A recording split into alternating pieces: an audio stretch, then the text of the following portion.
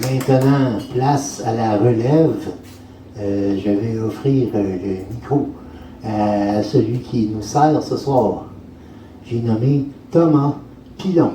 Donne un applaudissement pour Thomas.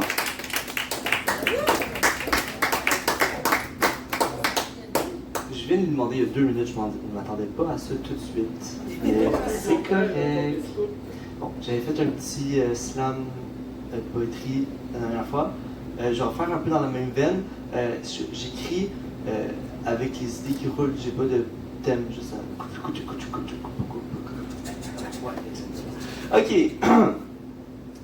Il est 6 heures du mat, je me réveille aux sueurs froides. J'ai l'impression d'avoir pris une douche de cauchemar après une Olympiade. Il faut que je me lève et que je rejoigne mes camarades. Je suis l'homme à la barre de ma vie dérisoire, s'aventurant vers la punchline de ma blague. Ce matin, je me suis omis de m'asseoir au bout de la table. J'ai pas l'air dans mon assiette, même devant le plat irréprochable de ma mère. Oh, ce qu'elle est formidable.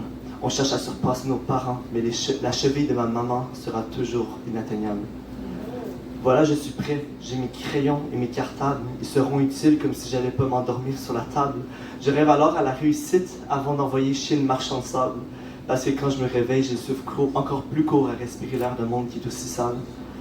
Je rentre enfin dans le bus. Je laisse la place pour une dame et sa canne avant qu'un groupe de racailles vienne lui voler sa place.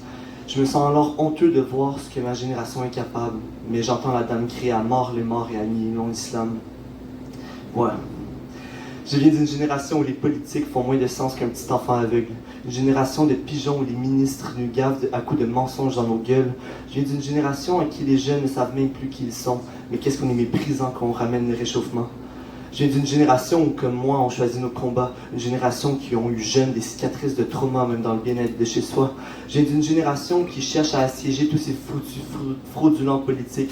Mais qu'est-ce qu'on est méprisant quand on prononce le mot climatique. À tout moment, je peux avoir une clique d'impatients qui seront tous pendus à mes lèvres, pendulant dans leurs idéaux, stoppant uniquement à la benne, tous attendant d'entendre mes mots pour choisir les opinions qui règnent, de mêmes horloges dans un engrenage qui sont convaincus que c'est l'aiguille qui mène. Les mots impliquent un grand pouvoir et je l'ai hérité, mais je reste connecté à la toile, je veux pas de ces responsabilités. Je vogue alors de blog en vlog et je bloque sur un mugshot d'un père faussement accusé. Je réalise alors que je dois rattacher mes cordes vocales aux arcs de tous ceux qui se sont fait arracher. Parce que le monde avance en suivant une voie. Moi, je prends des pastilles pour clarifier celles qu'on ne voit. Vous pourriez penser qu'il est lourd de porter tout ce poids. Moi, comme j'ai dit, je cherche à rendre fière ma mère, donc croyez-moi quand je vous dis que c'est rien d'autre que la bonne foi. Ce serait si facile d'écrire des paroles plastiques et vides d'esprit, écrire des raps qui sonnent bien mais qui n'ont pas d'amour dans leur rime. Mais moi, j'abreuve mes phrases au litre d'eau bénite. Regardez-moi prouver que les talents de ces rappeurs est infime. Avec des pics comme « Je contrôle ma vie comme une partie de Monopoly.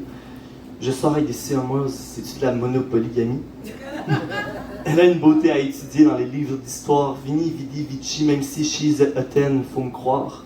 Je suis pas d'accord avec la façon que je sonne, mais pour que mes métaphores s'accordent, faut que mes mots se coordonnent. Vivace, un loco, même si c'est pas le but. Loquace, porte-parole, même si je suis pas connu. Et alors je sursaute. Je m'étais pas réveillé. Ça fait maintenant 5 minutes que le cours est terminé. J'explique au prof à quelle heure je me suis réveillé, mais il me coupe en criant « Tu vas regretter ».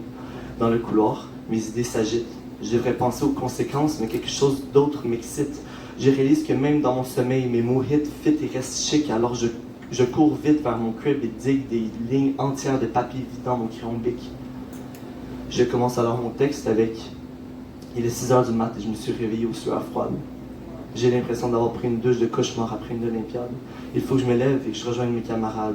Je suis l'homme à la barre de ma vie dérisoire s'aventurant vers les punchlines de ma blague. »